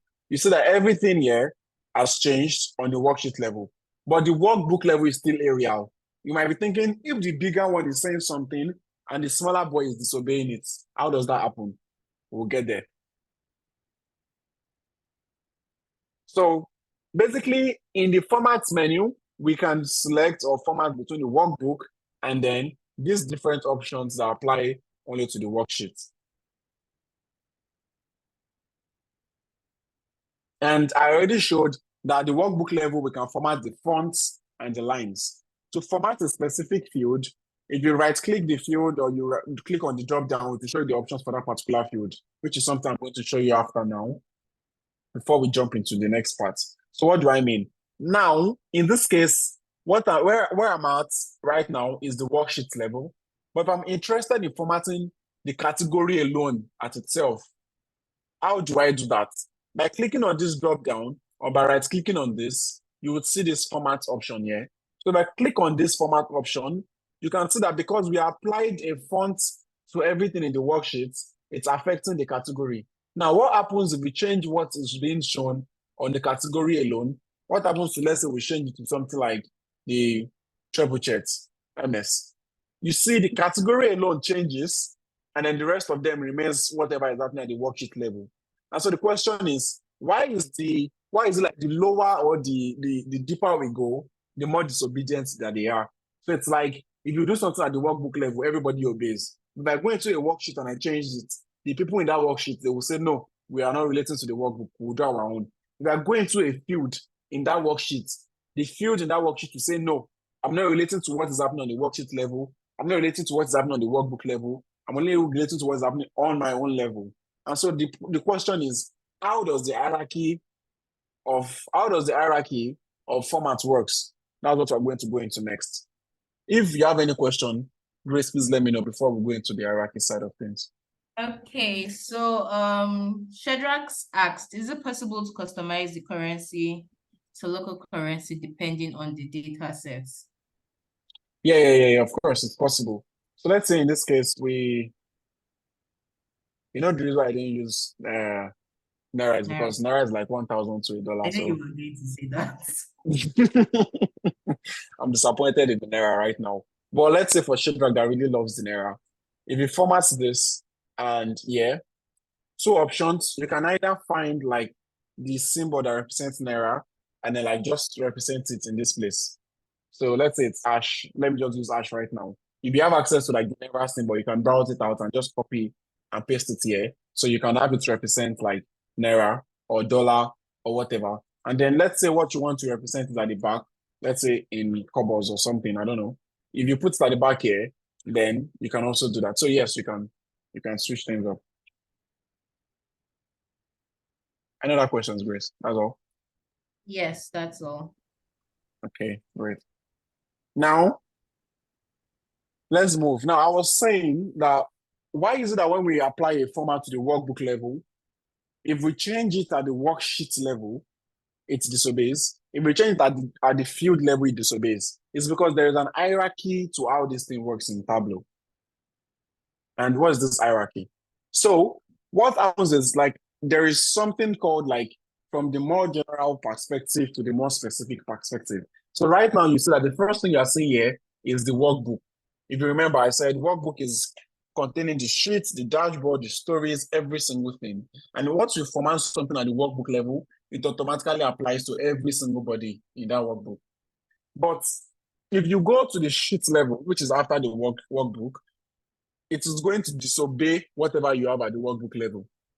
And then if you go to the rows and columns, it's going to disobey what you have at the sheets. If you go to the specific fields, it's going to disobey what you have at the rows and columns. If you go to the field labels, it's going to disobey what you have at the specific fields. If you go to the tooltip, it's going to disobey this. So let's quickly show that in about 5 minutes. Let's celebrate disobedience. So now, let's do it this way. So let's format at the workbook level. So we've selected our workbook level right now to be Arial, right? So everybody in this text table, for example, let me clear the formatting at this worksheet level. Okay. So format workbook, Arial. Everybody should be breathing Arial right now. Everybody here. Now, if you look at, let's look at the hierarchy. Workbook to worksheet. Now, if I come to the worksheet level, yeah, which is, you see these options here, these are for the worksheets. And I select on the font, and instead of having Arial here, I decided to, let me play with something that is more obvious. So change to something like this. What happens? If I go to another worksheet, my friend here is still obeying the Arial. See, if I format this worksheet, see it's Arial. But this guy here has become disobedient because the more specific you are, the more like Tableau takes that formatting you do at that level. And so if I decide to go with something like this at the worksheet level, it disobeys what you have at the workbook level. I don't think this is like the most obvious font to see. So let me just change this font to like something else. Let's say this now. So now this is disobeying what you have at the global level of the workbook.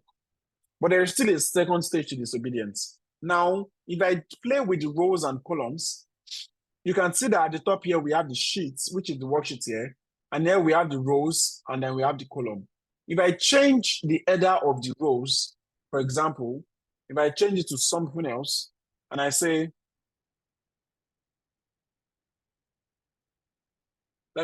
what do we have here that is very obvious?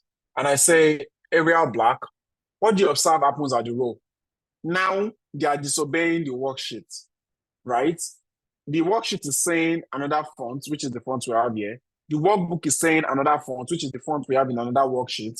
But the rows and the columns, if I change the columns too, I decided to change it also to something else. Let's say comic this.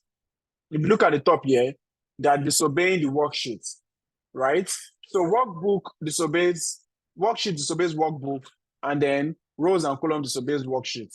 And the next step is like the specific fields. So if I want to like format the specific fields, it will also get to disobey the rows and the columns. So if I click on category, for example, right now, which belongs to the rows and columns, if I click on this drop down and I format this, and I decide to change this from this font to impact, it changes again. Now, the second guy that they're in the same row is still here, still using what you chose as the row.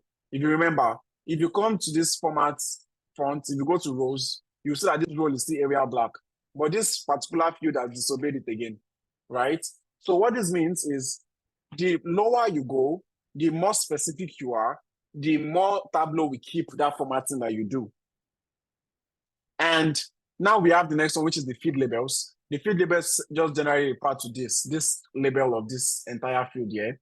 If I change this, it's also going to disobey what we have on the column level. So right now, column level is saying Comic Sans. But if I format this field label and I decide to change this header,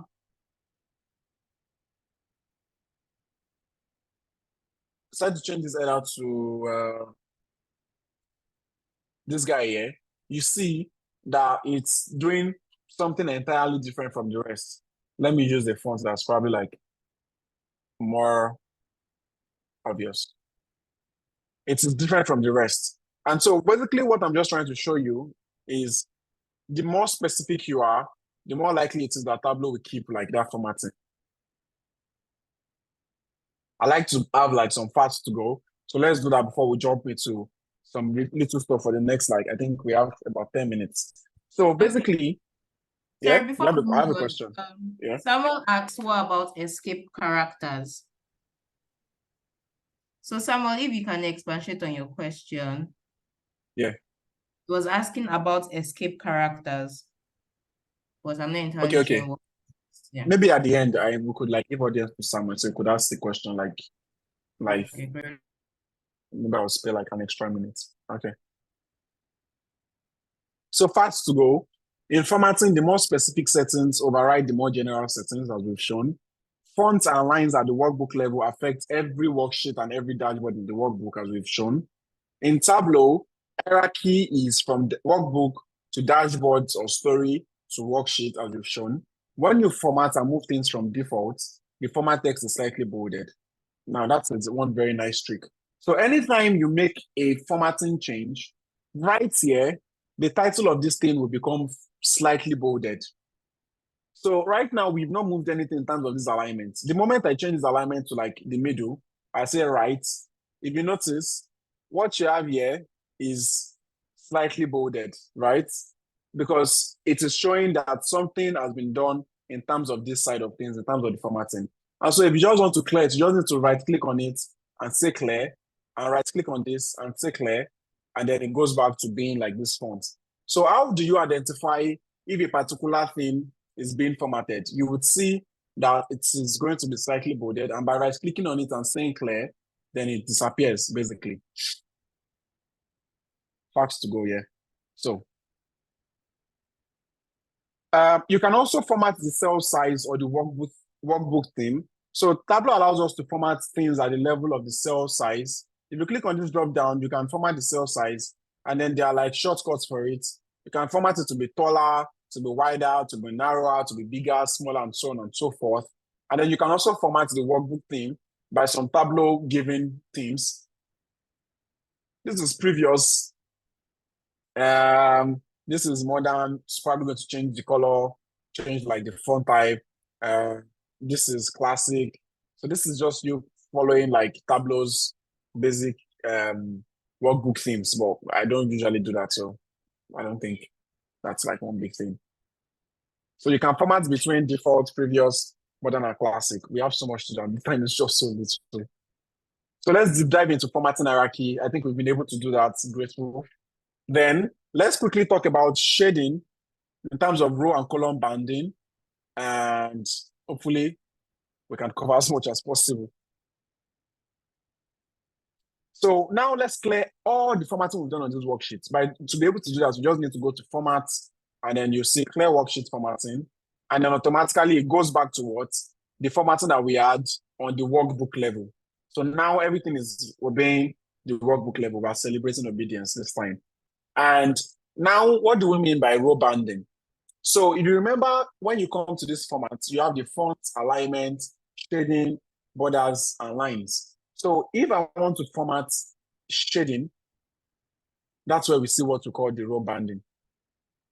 Shading refers to, if you look at these gray lines that you see here, these gray and the white lines, you can see like one line is white, one line is gray. And so shading occurs at the row and the column level. So right now, this shading that is occurring right now, it's what is at the row level, right? Because it's horizontal. Then we can also apply our shading to be at what? At the column level, right? That's vertical. So what does shading in terms of row and column banding means? So in shading, we have two main breakdowns, the row banding and the column banding. So right now, this is being shaded gray. This is shaded white, shaded gray, shaded white. Now, level refers to dimension, and there is a one-to-one correspondence between it and the pews you have in the shelf. I would explain this. The number of tick marks on the level is the number of fields in the shelf. So when you come to, now, you don't even have to come to this format here to switch between the things. Once you select on font, for example, and you want to go to row banding, to shading, you can switch between them at the top here. If you want to switch or format a particular field, you can click on this drop down and select the field, and then you can click on this to select the rows and the column. Now, if you want to affect our banding, right now that we have right now. Let me make it yellow so it's more obvious what I'm saying.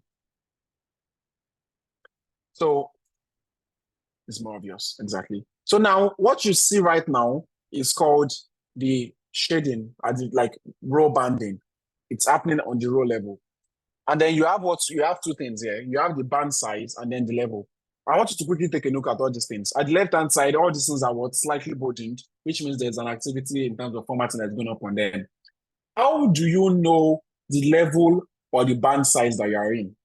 Now, if you look at the row level the row information that we have here, we have how many fields here? 2 fields. And so the number of fields that you have on the row level is going to determine the number of marks that you have here. So we have 2 fields on the row. We have 2 marks here. We have 2 fields on the column. If you go to the column, we would have 2 marks here. Now, if I decide to add, let's say, segments to this, and it breaks it down further, if I go to format, shading, rows, how many fields do we have on the rows? 2. How many fields do we have on the column? 3. 1, 2, 3. So the level that you see in the row and column binding refers to the number of fields present on the rows and present on the columns. Good. Now, the number of tick marks on the level is number of fields in the shelf, like I said. The band size refers to the number of values included in the band. So right here, you see that we have 1, 2, 3, 4, 5, 6. This means for the subcategory, now we are on the subcategory level because that's where it is. For the subcategory, we have 6 bands there. Like it is moving in 6 bands. Now, we have 6 bands there. What does this mean? It means that if I put this thing in level 1, band size 1, now if I put it in level 2, it means I'm trying to put banding on the subcategory level. Now, if I put it in band size 0, it means it affects nothing. If I put it in band size 1, what this means is it is putting 1 value each for each of the values occupied in this subcategory. What do I mean? So if by putting it in 1, you see that how it is coloring it is 1 is colored, 1 is not colored. 1 is colored, 1 is not colored. That way. If I put it to next step, what does it do? It means 2 is colored, 2 is not colored, 2 is colored. It's also added total. 2 is not colored, 2 is colored. If I increase it to the next, 3 and 3, 3 and 3. If I put it to this, 4 and 4, 4 and 4. And if I put it to the last one, 1, 2, 3, 4, 5, 1, 2, 3, 4, 5, basically. That's how it works. So the level side of the row banding refers to the number of fields you have on the rows. And then the band size refers to how Tableau colors the lines, like the values in each of the bands. So the lowest here will have nothing colored. And then the more you move it forwards, the more you have. The same exact thing applies to the column.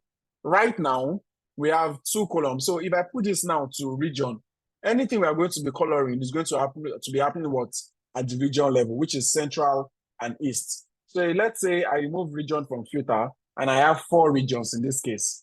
If I put this band size, let me color this like this, to this first one, you will notice that this first region is not colored, this second one is colored. This first region is not colored, this second one is colored. If I increase it, it will be like the first 2 is not colored, the last 2 is colored. Sorry, like we have a lot of colors on the view. If I increase it like this, it's showing the first 2, that will be 3, 1, 2, 3 is not colored. Then, because we have only 1 left. So at the moment we had like extra 3, then to color like that 3, that way. And so this way, you can decide to choose how you want things to be colored, like in your table, you know, in the terms of like the design and formatting style. So that's how the color banding refers to the band size and the level. I don't know if we have much time, but I think we might have to stop here. Yeah, so unfortunately, we might have to stop here. But what's going to happen is, at the end of this slide, I have like a video that's totally going to explain this concept. And so you could take your time to like review the video after watching like this class again. So sorry we can't complete it all. It's just 1 hour. So yeah. If you have any Yeah. questions, I'll be willing to take them. Okay, so we have 2 questions from the question and answer box, right? The first one about escape characters, and the second from Olumide, who is asking, can we shade just the total sections alone along the rows? Yeah. So for Olumide, yes, we can shade just the total section alone. So like can I still share my screen? So if we, for example, if I clear this and I clear this and I clear things on the row quickly, you can see that for the banding, you have how to shade like the grand total, for example, which is shading the grand total itself and the header. And then you can also shade each of the subtotals alone and itself, right? So it is very much possible to do that. So, and then escape characters. Can Samuel, maybe if you can give someone the audience to ask about escape character, so I get exactly his point. By escape character, that's like \n and the rest. Like, I don't know like how the question affects formatting. So if you could give him the chance to talk so I could understand. Okay, so Samuel.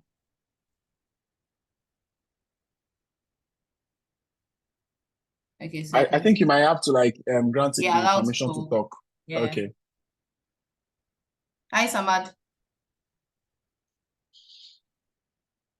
Good evening. Good Good evening. evening.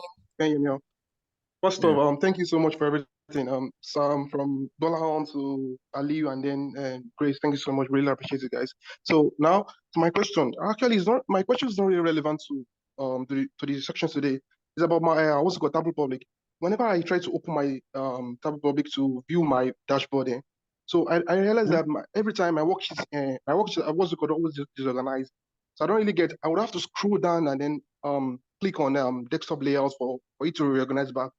So what could be the problem, and how do I rectify it? So you said like if you click on like if you open it in Tableau desktop, it's disorganized in what way? Like the arrangement, or you don't get to see your other sheets? No, I mean Tableau Public. Whenever I open my Tableau Public to view my dashboard, it's like it's always disorganized. I don't get. Like, oh always, yeah. My work is always disorganized. So I would have to scroll on down the dashboard and then click on the desktop layout for it to come back to normal. Do you get the point I'm trying to make? I think maybe because you're using floating containers, and so everything is like floating everywhere. But and then you have to rearrange it. I'm always fixing the height and the width, but still, I don't get. Yeah, because it's floating. That's it. Yeah. So Like the thing is like, I think hello. Yeah, I think I get what he's trying to say. Maybe you know that anytime you want to publish your dashboard, you have to leave the phone layout. GB or GB. Yeah. I think I understand what you're saying. Is it like when you view it from his phone? But if you view it from the phone, like it will look weird. But if you from the system, it should look normal, right? No, it's not from phone. No, from my system, from my laptop. Okay, I have a strong idea. Like it's related to the containers. I've been trying to what's it called? Find the solution to the problem. But it keeps you're calling every time. So I would have to scroll down and then click on desktop layout for it to reorganize back. You can send me a message about it on Twitter, like on like fresh_GB. You can just send a screenshot to me, and then we can like address the issue. Yeah. Okay, thank you so much, Samuel. Yeah, sure. Okay, so mine is not directly related to formatting, but like how would someone be able to use escape characters in Tableau? Like at times you might want to maybe put something and it might obviously see it as a string. So I don't know if escape characters are a thing or they're just I don't know if they work in Tableau. That's basically what I'm asking. How do you go about it? That's basically like in the calculated side of things. So like in terms of escape characters and Tableau, personally from my hand, I don't think I have like much use for it. Escape characters would like something like using \n to like do like a new space or something like a new line, something like that. Is that what you mean? I just want to be sure. Not necessarily, like not just like now, like for some languages, or let me just it's not a language, but let me just use HTML for instance. When you want to do copyrights or you want to do trademark sign or something like that R in the in the circle, you would have to use at times you can use something that's, or if you want to do a new line or something, or I'm just giving an instance, like how would you, is it that you would have to type it in what's the name, in the calculator field and be dragging it up and down? Like, is there any other way of doing it, or it's just that way? So like for Tableau, like the way like all these programming languages have like their ways of manipulating the data in terms of like calculations, or like let's use like programming part of things, but in Tableau is like calculated fields. Like there is not much use for like escape characters, because everything that you would need to do would probably like be represented by like a function already.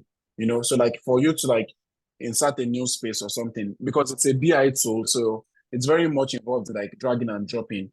And so for the extra parts that you might have to like bring in like some other things extra, the list of functions or list of available things like in the calculator field is usually like good enough for you to work with. But like for the escape characters, I would say personally for myself, I've not had like much reasons to even use that in any case, because like there are a lot already like the functions and things like that Tableau has done, or like that would like substitute for whatever you might want to use an escape character for. I don't know if you get what I mean. So like there is usually not much use for you to use, except for like maybe you have like a very, very specific case, which is like of the box case. But in most cases, what you get to work with, there's already almost something that Tableau shows that or gives that if you want to do this, then this is what Tableau is giving you. This is the function. This is what Tableau allows you to do with it. I don't know if that answers your question. Yeah, it does.